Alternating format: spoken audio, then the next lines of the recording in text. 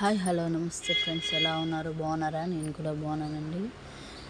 ఎవరికైనా ఎక్కడైనా మనశ్శాంతి ఉందంటే అది టెంపుల్లోనే.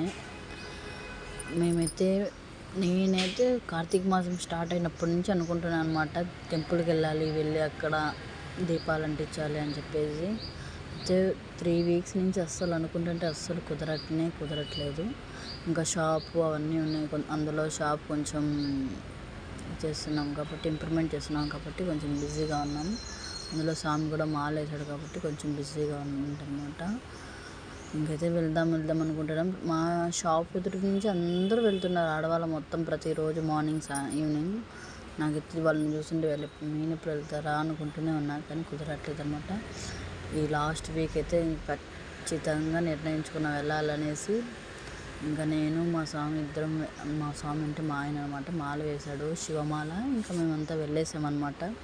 ఇద్దరం వెళ్ళి మనశ్శాంతిగా ప్రశాంతంగా, ఎవ్వరు లేరనమాట, ఉన్నారు ఇప్పటికే పూజ చేసుకుని అందరూ వెళ్తున్నారు. ఇంకా నేను మా స్వామి ఇద్దరు వెళ్ళి, మా స్వామి కూడా మా అంతలోపు ప్రదర్శనలో ఆయన పూజ ఏదో చేసేసుకుని వచ్చాడు. నేను అంతలో అవన్నీ రెడీ చేసుకున్నా, నాకు వచ్చినట్టు నా పూజ విధానం ఇలా చేసుకున్నాను అనమాట.